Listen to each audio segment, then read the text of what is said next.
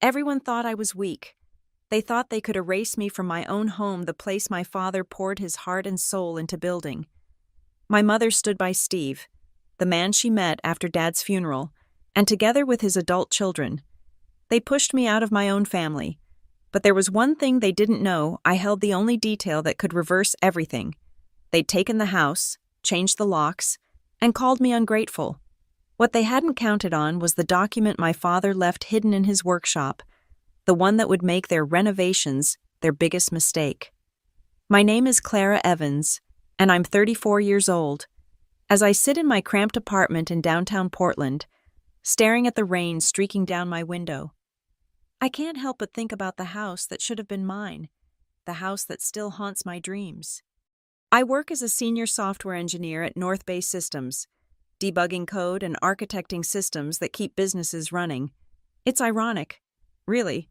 I can fix almost any technical problem, untangle the most complex algorithms, but I couldn't fix what happened to my family.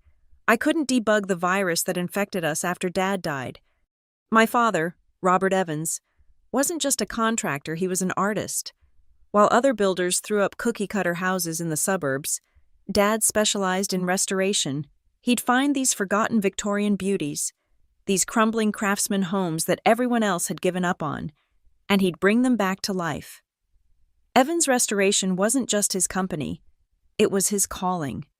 Houses aren't just brick and wood, Clara. He used to tell me when I was young, watching him work in his workshop. They're the stories of families. Every beam, every floorboard holds memories. When we restore a house, we're not just fixing walls, we're preserving history. The house in Ashwood Hills was his masterpiece, a 1912 Craftsman that had been abandoned for nearly a decade when he bought it. I was 16 when we started working on it together, every weekend, every summer break.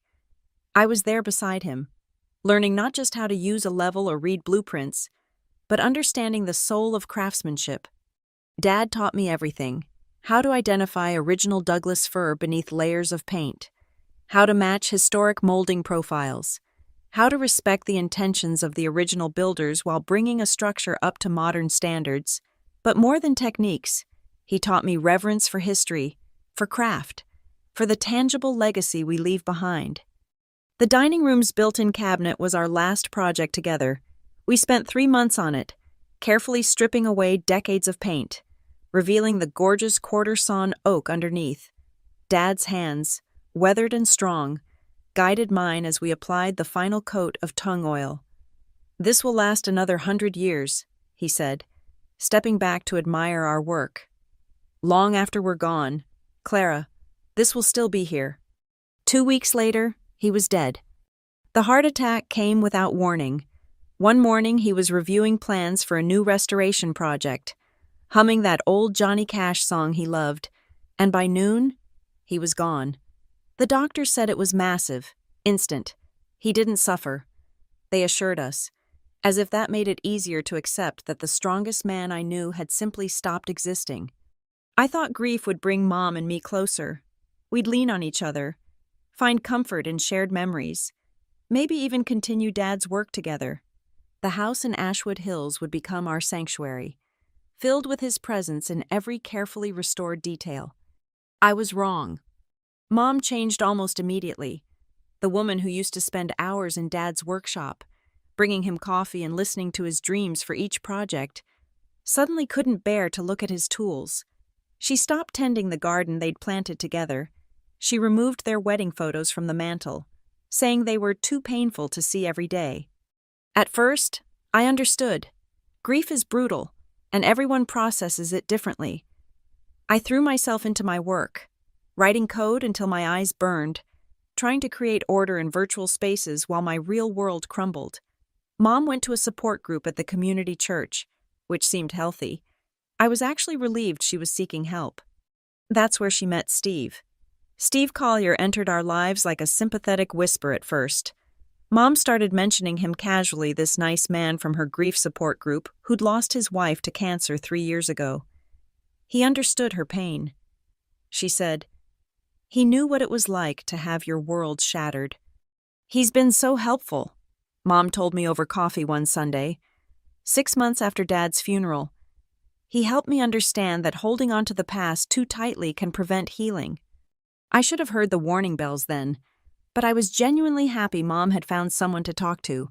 At 57, she deserved companionship, deserved to smile again. When she invited Steve to dinner so I could meet him, I actually looked forward to it. Steve was 59, silver-haired, with the kind of practiced charm that should have set off my internal alarms. He wore a perfectly pressed button-down shirt and brought an expensive bottle of wine. His handshake was firm, his smile warm, and he knew exactly what to say. "Clara, your mother speaks so highly of you," he said, settling into Dad's chair at the dining table as if he belonged there. "A software engineer, that's impressive. Your father must have been so proud." The way he used past tense, so definitively, as if Dad's pride was something archived and filed away, made my skin crawl.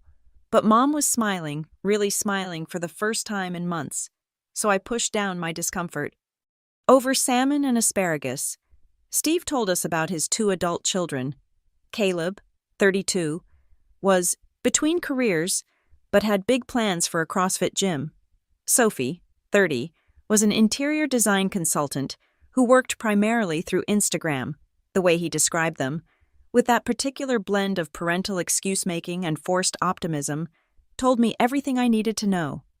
"They're staying with me temporarily," Steve explained, cutting his salmon with surgical precision. "Just until they get on their feet. Families should support each other. Don't you think?" Mom nodded enthusiastically. "That's what Robert always said. Family first." Hearing her invoke Dad's words to support this stranger made my stomach turn. Dad had said that, yes, but he'd meant something entirely different. For Dad, family first meant teaching me skills, passing on knowledge, building something lasting together, not enabling adult children who couldn't launch. The changes started small. Mom began wearing her hair differently styled and highlighted in a way that aged her. Though Steve claimed she looked sophisticated, she stopped wearing Dad's old flannel shirt on weekends. The classical music Dad loved disappeared, replaced by the smooth jazz Steve preferred. Then came the first mention of updating the house. "Steve thinks the kitchen could use modernizing," Mom mentioned casually one evening when I stopped by. "All that dark wood is so oppressive." "That's original craftsman cabinetry," I said, trying to keep my voice level. "Dad spent 2 years restoring those cabinets. They're period appropriate, and they're gorgeous." "Well, Steve says buyers today want open concept and light colors." "Buyers." My heart stopped. "Mom, you're not thinking of selling." "Of course not," she said, but her eyes slid away from mine. "Just maintaining value." 8 months after Dad's funeral, Steve moved in. He brought Caleb and Sophie with him. I arrived for Sunday dinner to find a U-Haul in the driveway and strangers carrying furniture into my childhood home. Sophie was directing movers to put a white pleather sectional in the living room where Dad's restored leather chairs had been. "Oh, you must be Clara," Sophie gushed, air-kissing near my cheek. She smelled like synthetic vanilla and ambition. "I've heard so much about you. Isn't this exciting? We're going to transform this place." Transform. I looked at Mom, who was hovering near Steve, her body language screaming discomfort even as she smiled. "Mom, what's happening?" "Steve and I decided it made sense for everyone to consolidate households," she said, clearly reciting a prepared statement. "With such a big house, it seems selfish to have all this space for just one person." Caleb emerged from Dad's workshop, carrying a box of vintage hand tools. "Yo, Clara, right? Know anyone who wants old tools? We're clearing out space for my gym equipment." I watched him carelessly toss the box into his truck bed. Dad's carefully maintained tools clanging against each other, and felt something inside me break. The dismantling of my father's legacy happened piece by piece, like watching a masterpiece being torn apart by vandals who called it improvement. I came home from work 3 weeks after Steve moved in to find contractors ripping out the built-in bookshelf in Dad's study, the one where he'd kept his restoration journals, his architecture books, his collection of historical photographs of Portland homes, The shelves were already in pieces on the front lawn. What the hell is happening? I confronted Steve, who stood in the doorway supervising with a clipboard.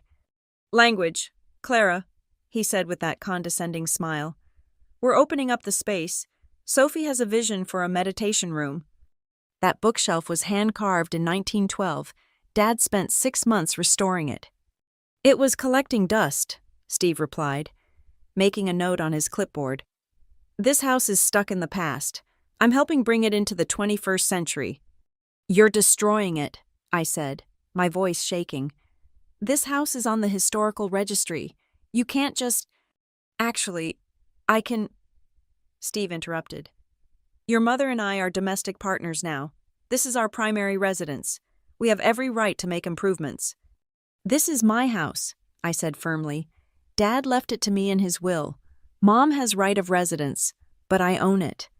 Steve's smile turned cold. Possession is 9/10 of the law. Clara, we live here. We maintain it. We're investing our own money into improvements. Any court would recognize our sweat equity. Sweat equity. This man who'd never held a real tool in his life, whose improvements consisted of hiring contractors to destroy my father's work, was claiming sweat equity. Over the next months, the destruction accelerated. Caleb turned Dad's workshop into his CrossFit cave, selling off the vintage tools to fund his protein powder addiction. The beautiful workbench Dad and I had built together was pushed outside, left to warp in the Portland rain. The pegboard where every tool had its place, where Dad taught me that organization was respect for your craft, was covered with mirrors and motivational posters. Sophie was worse. She documented every change on Instagram, hashtagging it, #flipping grandma's house. Even though my mother was barely 60, and this had never been her mother's house, she painted over the original wood trim with stark white, calling it Scandinavian minimalism. The hand-stenciled wallpaper in the dining room, which Dad had painstakingly restored using period-appropriate techniques, was stripped and replaced with gray paint she called mindful fog. "Look how much brighter it is," Sophie squealed, posing for selfies against the gray walls. Before it was so dark and depressing. It was authentic, I said. It had character, history. "History doesn't get likes," she replied, already uploading the photos. I tried reasoning with Mom privately, showing her before and after photos, reminding her of Dad's vision, his respect for preservation. "Steve says I need to stop living in the past," she responded, not meeting my eyes. "He says my attachment to old things is holding me back from healing." "Mom, these aren't just old things. This is Dad's life's work. This is our heritage." "Steve knows about these things," she insisted. "He's very successful. He managed a chain of cell phone stores before he retired." Cell phone stores. This man who sold disposable technology was erasing the careful work of a master craftsman. The breaking point came when I discovered they'd listed Dad's tools online. Not just any tools, his prized possession, a set of antique Stanley planes that had belonged to his grandfather, tools that had been in our family for 4 generations. "Those were mine," I told Steve, barely controlling my rage. "Dad specifically left me his tools." "I don't recall seeing that in writing," Steve said smoothly. "And since they were in the house, they're part of the household property. Besides, Caleb needed the money for his business venture." "What business venture?" "Fitness coaching. He's very talented." I looked at Caleb, who was drinking a protein shake and scratching his belly, and wondered how Steve could say that with a straight face. But the worst betrayal came from Mom. When I showed her the listing for Grandpa's planes, already sold to some collector in Seattle, she shrugged. "They were just gathering dust. Clara, you never even used them." "That's not the point. They were…" "You need to stop this," she interrupted, her voice sharp. "Steve is trying to help us move forward, and you're being difficult. You're acting like a child who won't share her toys." Toys. She called the tools that built our home, that connected me to 4 generations of craftsmen. Toys. That night, I sat in my apartment, looking at photos of the house from just a year ago, when Dad was alive. Every room had told a story. Now it was being edited, revised, erased by people who thought history was just another word for old. The social pressure started subtly, then hit like a tsunami. Steve and Sophie had orchestrated a masterful campaign to paint me as the villain in a story they were writing. It began with Aunt Patricia calling me on a Tuesday evening. "Clara, honey, your mother is worried about you. She says you've been hostile towards Steve." "Hostile, Patricia? They're destroying Dad's house." "Sweetheart, it's not healthy to cling to material things. Steve is helping your mother heal. You should be grateful she found someone." Grateful. That word followed me everywhere. I should be grateful Mom wasn't alone. Grateful Steve was investing in the house. Grateful someone cared enough to modernize our outdated home. The emails started next. Cousin Janet, who hadn't spoken to me in 3 years, suddenly felt compelled to share her thoughts about my selfishness. Family friends who'd known Dad for decades sent messages about how he would want Mom to be happy, how he wouldn't want me causing drama. Steve had been busy, every family gathering, every chance encounter at the grocery store. He and Sophie spread their version of events. Poor Margaret, trying to move on, held back by her bitter daughter who couldn't accept her mother's happiness. Steve, the patient saint, investing his retirement savings into fixing up a neglected house while Clara threw tantrums about every improvement.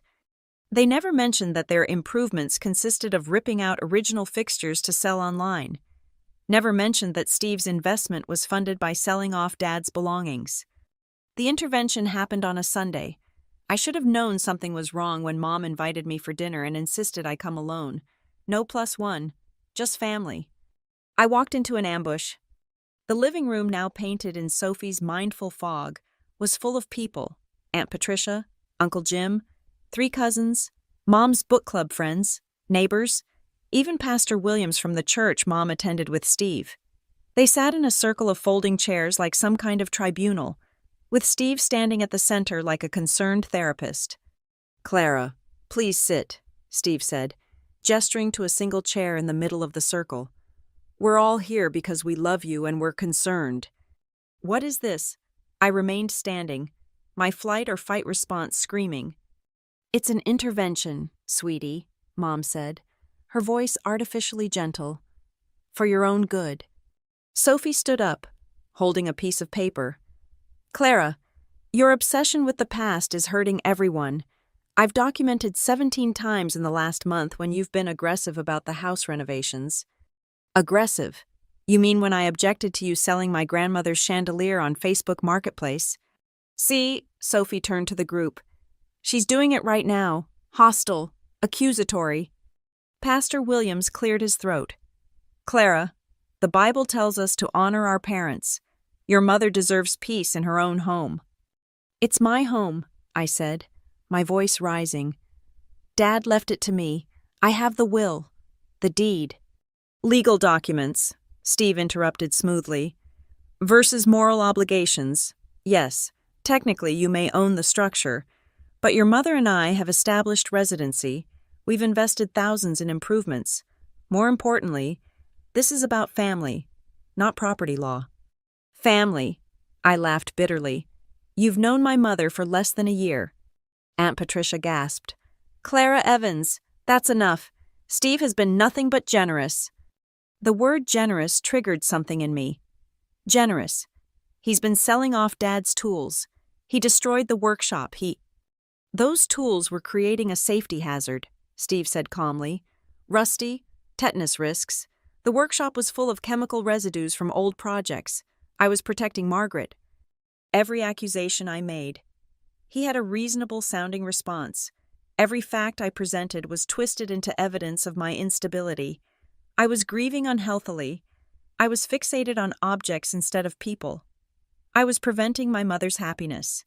Then Sophie delivered the killing blow. "We're also concerned because," she paused dramatically, placing a hand on her stomach.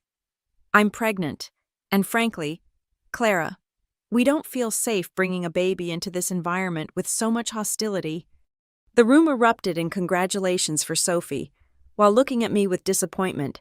The unborn baby, this hypothetical child, had suddenly become a weapon against me. "You're going to be an aunt," Mom said, tears in her eyes. "Doesn't that mean anything to you?" I looked around the room at these people who'd known me my whole life, who'd eaten at Dad's table, who'd praised his restoration work. Now they stared at me like I was the problem, the obstacle to family harmony. "What do you want from me?" I asked quietly. Steve stepped forward with a document. "We want you to sign over your interest in the house. Not for free, we'll buy you out at fair market value, minus, of course, the improvements we've made and the repairs needed." I looked at the paper. The offer was insulting, less than a third of what the house was actually worth. "And if I don't?" Steve's expression hardened. "Then we'll have to consider our options. Establishing adverse possession, claiming tenant rights, pursuing a partition action. It could get expensive. Clara, legal battles always are. And in the meantime, well, family gatherings will be quite uncomfortable, won't they?" The threat was clear. Sign or be excised from the family completely. Sign or spend everything I had fighting people who were already living in the house, already changing it, already erasing Dad's legacy. I stood up, my legs shaking. "I need time to think." "Of course," Steve said magnanimously. "Take a week.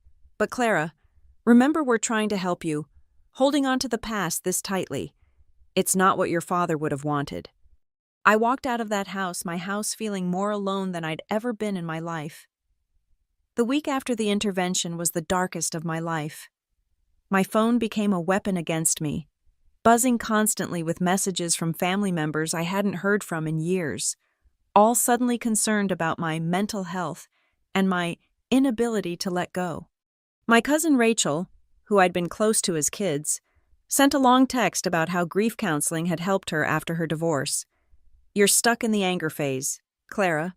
Steve recommended this great therapist who specializes in complicated grief." Steve recommended? Of course he did. Uncle Jim, Dad's own brother, left a voicemail that cut deepest. "Your father would be ashamed of how you're treating your mother. Bob always put family first. You're destroying Margaret over some wood and nails." Wood and nails. That's what Dad's life's work had been reduced to in their minds. At work, I could barely concentrate. My manager, noticing my distraction, suggested I take some personal time. "Family issues?" she asked gently. I just nodded, unable to explain that my family had been weaponized against me. The emails kept coming. Former neighbors shared their concern. Mom's book club sent a joint message about supporting her journey forward. Even my high school friend Lisa, who now lived in Seattle, reached out after seeing Sophie's Instagram posts about the family drama and the toxic situation they were enduring while pregnant. Sophie had become a master of the victim narrative online. Her posts showed her crying, hand on her still flat stomach, with captions about trying to build a peaceful home for our baby despite the negativity. The comments were brutal strangers calling me selfish, saying I should be ashamed, that I clearly had issues. Then came the letters from Mom, handwritten, delivered to my apartment, each one more manipulative than the last. "Clara, my darling daughter, I've failed you as a mother if you can't see how much pain you're causing. Steve has shown me what it means to live in the present instead of being haunted by the past. Your father is gone, sweetheart. Holding on to his things won't bring him back." Another. "I cry every night knowing that my grandchild will grow up in a family torn apart by your stubbornness. Is a house really worth losing your mother, your family, your future niece or nephew?" The third was the cruelest. "Your father would want me to be happy. He would want you to be happy. Steve makes me happy. Why can't that be enough for you?" I wanted to scream that Dad would never want his life's work destroyed, would never want some stranger selling off family heirlooms, would never want his workshop turned into a gym for a man who couldn't hold down a job. But who would listen? Steve had crafted the narrative perfectly. I was the bitter daughter, clinging to the past, preventing my mother's happiness. The isolation was complete.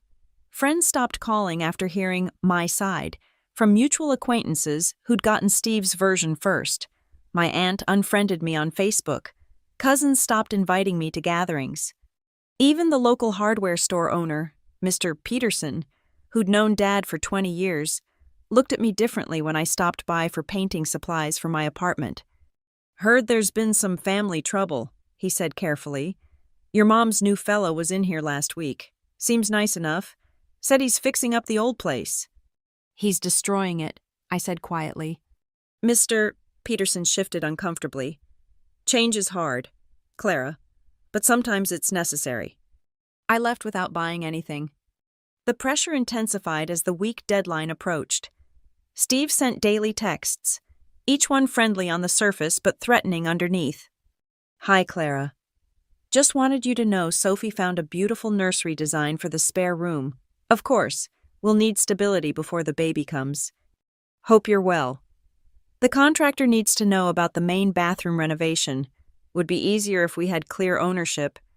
Thinking of you, Mom mentioned she'd love to have you over for dinner once this unpleasantness is resolved. Unpleasantness, like I was causing a minor inconvenience instead of fighting for my father's legacy. On the 6th day, I sat in my apartment, looking at the photos Dad had given me of the house through its restoration. His notes were written on the backs in his careful handwriting.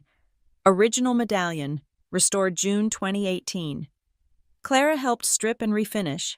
Summer 2019. Perfect match on the crown molding My Girl Has the Eye. My Girl Has the Eye. He'd been so proud when I could spot original wood under layers of paint, when I knew instinctively which architectural details were period appropriate. I was ready to give up. The family I thought I had was gone, turned against me by a master manipulator. The house was being destroyed piece by piece anyway. Maybe it would be better to take their insulting offer and walk away with something rather than lose everything in court. I picked up my phone to text Steve my surrender when it rang. The caller ID showed a number I didn't recognize. Ms. Evans, this is Daniel Hayes. I was your father's attorney. I heard through the grapevine about your situation. I think we should meet. There's something about your father's estate planning that you need to know. Something I don't think Steve Collier is aware of. My heart stopped. What kind of something? The kind that changes everything. Can you come to my office tomorrow morning? For the first time in weeks, I felt something other than despair. I felt hope. Daniel Hayes' office was in a historic building downtown, the kind Dad would have loved: original brass fixtures, marble floors, wood paneling that had been carefully maintained rather than replaced. It felt like a sign. Daniel himself was in his 70s, with sharp eyes behind wire-rimmed glasses. He'd been Dad's attorney for 20 years, handling contracts for Evans' restoration and eventually Dad's estate planning. Coffee, he offered, pouring from a thermal carafe. This might take a while. I sat across from his massive oak desk, my hands shaking slightly as I accepted the mug. Mr. Hayes, what did you mean about something Steve doesn't know? He pulled out a thick folder marked Evans Robert, Estate Documents, and set it deliberately on the desk. Your father was a careful man. Clara, meticulous. He didn't just restore houses, he understood their legal and historical significance. Did you know the Ashwood Hills house is on the National Register of Historic Places? Dad mentioned pursuing that, but I thought it was just preliminary. He completed the nomination 2 years ago. It was approved 6 months before his death. Daniel pulled out an official document with the Department of Interior seal. But that's not the important part. The important part is this. He produced another document, dense with legal language. When the house was registered, your father established a preservation covenant. It's a legal restriction that runs with the deed, binding on all current and future owners. Any structural modifications, any changes to character-defining features, require approval from both the State Historic Preservation Office and, this is crucial, the designated Family Preservation Trustee. My heart raced. The trustee. That would be you, Clara. Your father named you specifically, not as his heir, but as the preservation trustee. Even if you didn't own the house, you would still have legal authority over any modifications. I stared at the document, seeing my name in Dad's careful handwriting. So Steve's renovations are illegal. Every wall he's knocked down, every original feature he's removed, it's a violation of the preservation covenant. The fines can be substantial. We're talking 6 figures, potentially, and he could be required to restore everything to its original condition at his own expense. But why didn't anyone know about this? Daniel smiled grimly. Your father filed it with the state, not the county. It's public record. But you'd have to know where to look. He told me he wanted it as a safeguard, just in case. He said, Daniel, I trust Clara to honor the house's history, but I want to make sure she has the tools to protect it if needed. Tears burned my eyes. Even in death, Dad was still protecting what mattered. There's more, Daniel continued. I've been documenting the violations. A friend of mine drives by the house regularly. He's a preservation architect. Actually worked with your father years ago. He's been photographing the changes, comparing them to the documentation your father filed with the historic nomination. He spread photos across the desk, the exterior modifications, the stripped wallpaper, the removed built-ins, the painted woodwork, all captured with date stamps. This is evidence of willful destruction of historic fabric, Daniel said. In preservation law, that's serious. Steve could face personal liability, especially since he's been selling original fixtures. That's trafficking in historic architectural elements removed illegally from a registered property. I thought of Grandpa's planes, the chandelier, all the pieces of our history sold off like junk. What can I do with this? You have options. You could file a cease and desist immediately, stopping all work. You could report the violations to the State Historic Preservation Office. They have enforcement power. You could sue for damages, or... He paused, studying me carefully. You could use this strategically. Strategically. Steve Collier strikes me as a man who cares about his image. Sophie, too. From what I've seen online, they've built a narrative where they're the reasonable ones improving a neglected property. What happens to that narrative when it becomes public that they've been illegally destroying a registered historic home, that they could face hundreds of thousands in fines and restoration costs? I felt a smile forming for the first time in weeks. They'd have to stop immediately. More than that, they'd likely want to settle quietly to avoid prosecution, sign away any claims to the property, vacate immediately, possibly even pay damages to avoid criminal charges. Criminal. Knowingly destroying historic resources can be prosecuted criminally in certain circumstances, especially if there's evidence of profit from selling removed fixtures. I thought of Steve's smug face, Sophie's Instagram posts, Mom's letters about me living in the past. They had no idea what was coming. I need copies of everything, I said, and I need a few days to plan how to use this. Daniel smiled, the expression sharp. Your father would be proud. He always said you had the best tactical mind in the family. Now, let's discuss strategy. I assume you'll want maximum impact. I want them out of the house, I said firmly. But more than that, I want everyone who turned against me to know the truth. Steve and Sophie have controlled the narrative for too long. Then might I suggest waiting until they're all together, another family gathering, perhaps maximum witnesses for maximum impact? I thought of the intervention, all those judging faces, the accusations of being stuck in the past. The next family dinner is this Sunday. Mom invited me, hoping I'd have come to my senses by then. Perfect. I'll prepare the formal documents, cease and desist orders, the preservation covenant, the violation documentation. You'll have everything you need by Saturday. As I left Daniel's office, my phone buzzed with another text from Steve. 2 days left. Clara. Hope you're making the right choice for everyone. Oh, I was making the right choice. He just had no idea what that choice actually was.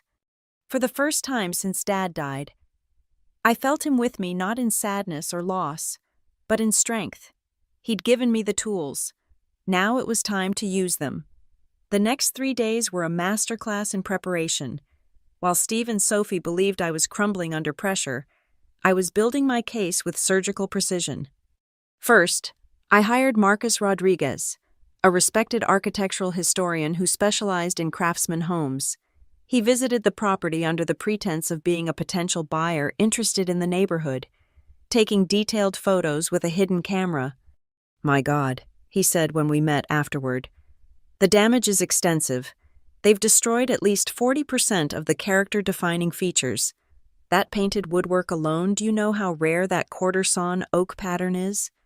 Dad spent 3 months restoring just the dining room trim, I told him. It shows, or it did. Marcus shook his head. I'll prepare a formal assessment. The restoration costs to bring this back to its registered historic condition. We're talking at least $400,000. Next, I contacted a private investigator to document the sales of Dad's tools and fixtures. Within 48 hours, she had screenshots of every online listing, records of sales, even messages where Steve bragged about the profit from old junk. He made over $30,000 selling items from the house, she reported. All traceable, all documented. I also reached out to Helen Morrison, a reporter from the Portland Tribune who specialized in historic preservation stories. She'd interviewed Dad once about his restoration work. I remember your father, she said when I called. He was passionate about preservation. What's happening to his house? A story that needs to be told, I replied. But not until Monday. Can you hold it until then? If it's as big as you're suggesting, absolutely. Friday night, I prepared my presentation. Every document was organized, copied, and placed in a leather portfolio Dad had given me when I graduated from college. I created a PowerPoint showing before and after photos Dad's careful restoration work besides Steve's destruction. Saturday morning, Daniel called to confirm everything was ready. The cease and desist is filed with the court.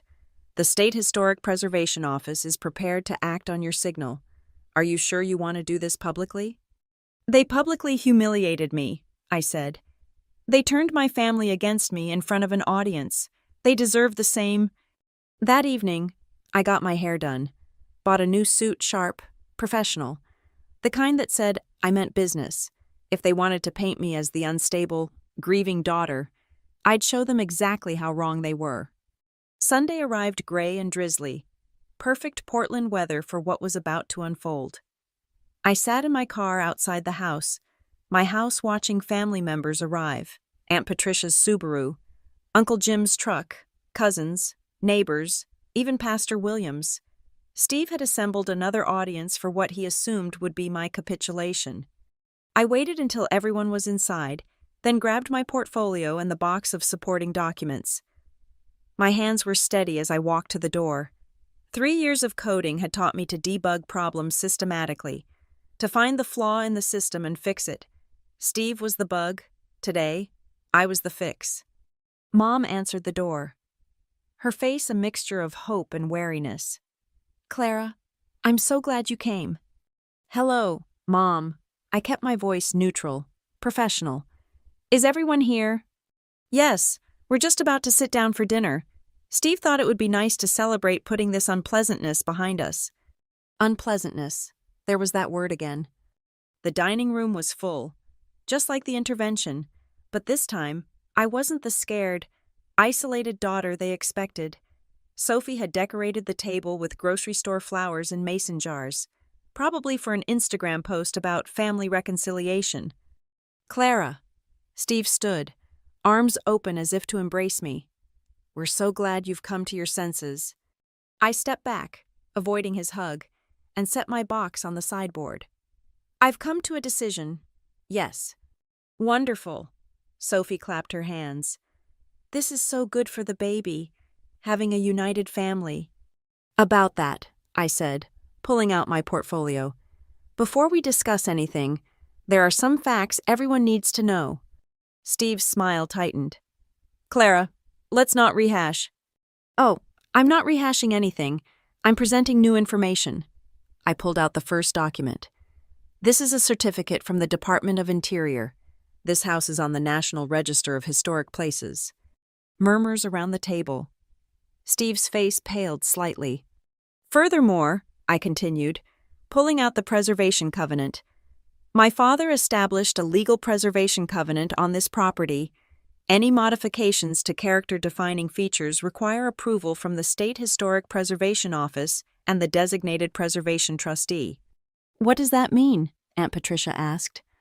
It means every wall Steve has knocked down, every original feature he's removed, every piece of historic fabric he's painted over or destroyed, it's all illegal. The room went silent. That's ridiculous, Steve sputtered. I've improved the property value. You've committed federal violations, I interrupted, pulling out Marcus's report. According to this professional assessment, you've destroyed over $400,000 worth of historic architectural features. The fines for willful destruction of a registered historic property can reach $250,000 per violation. I let that number sink in as I pulled out more documents. Additionally, selling fixtures from a registered historic property like these tools and architectural elements, I showed the investigators' findings, constitutes trafficking in historic resources. That's potentially criminal. Sophie's face had gone white. We didn't know. Ignorance isn't a defense, especially when you've been profiting from it. I turned to address the room. Every improvement they've made, every update they've bragged about on social media, is evidence of willful destruction of a historic resource. The silence in the room was deafening. Steve's face had transformed from smug confidence to barely contained panic. His hands gripped the edge of the table, knuckles white. "You're bluffing," he said, but his voice cracked. I pulled out my phone and showed him the email from the State Historic Preservation Office. The cease and desist order was filed yesterday.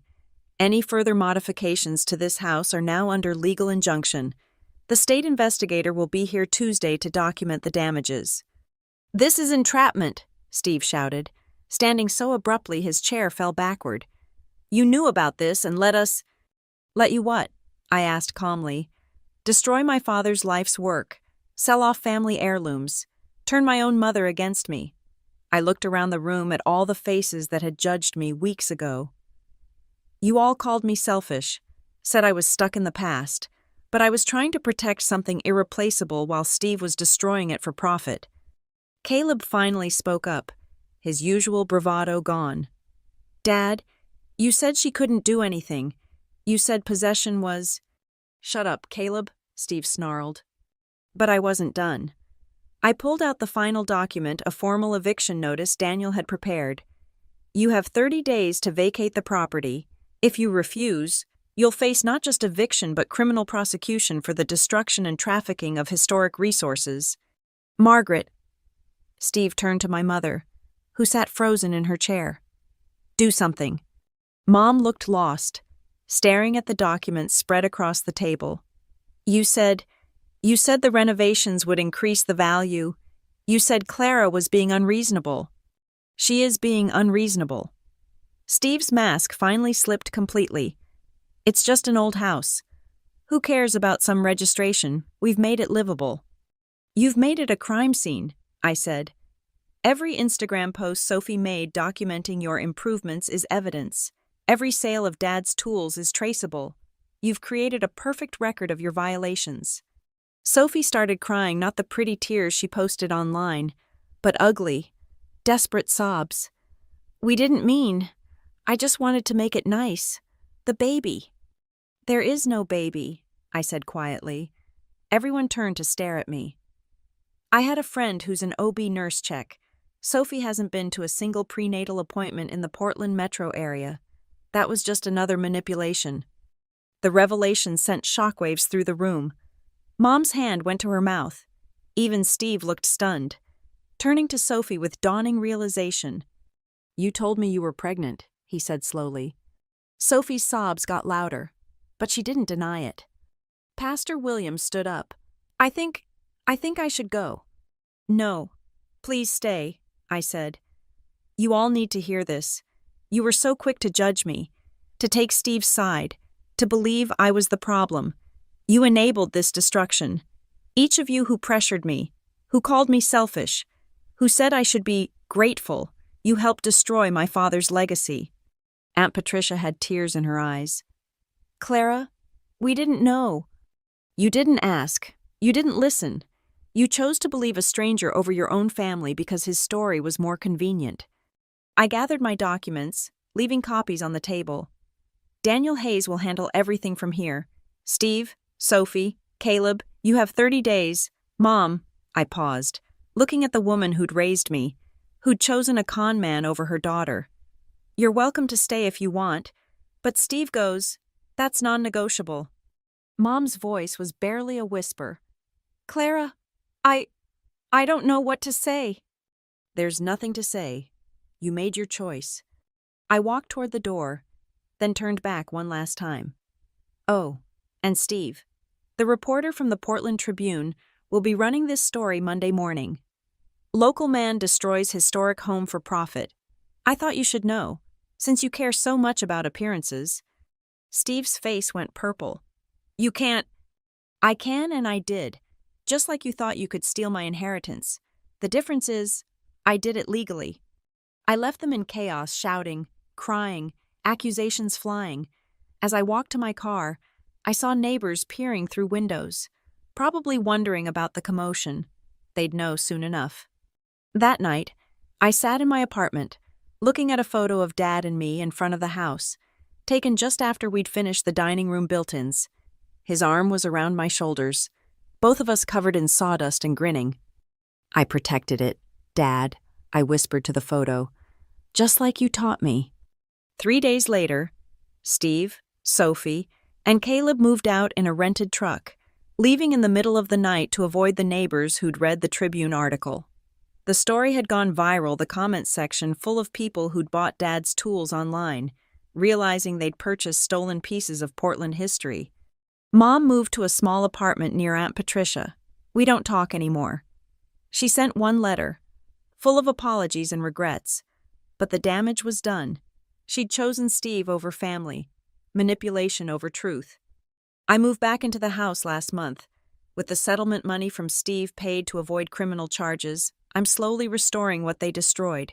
Marcus Rodriguez is helping, using Dad's original notes and photographs. The dining room built-ins will take months to recreate, but I have time. The house has already taught me patience, persistence, and the power of playing the long game. Sometimes revenge isn't about destroying your enemies. Sometimes it's about protecting what matters, waiting for the right moment, and letting the truth do the destroying for you. Dad always said houses tell stories. This one tells the story of a father's foresight, a daughter's determination, and the sweet satisfaction of justice served cold. Thank you all for listening to my story today. I'd love to know where you're tuning in from. Drop a comment below and let's connect. If this story resonated with you, please subscribe to the channel and share your thoughts. Have you ever had to stand up to family members who tried to take advantage? I'd love to hear your experiences.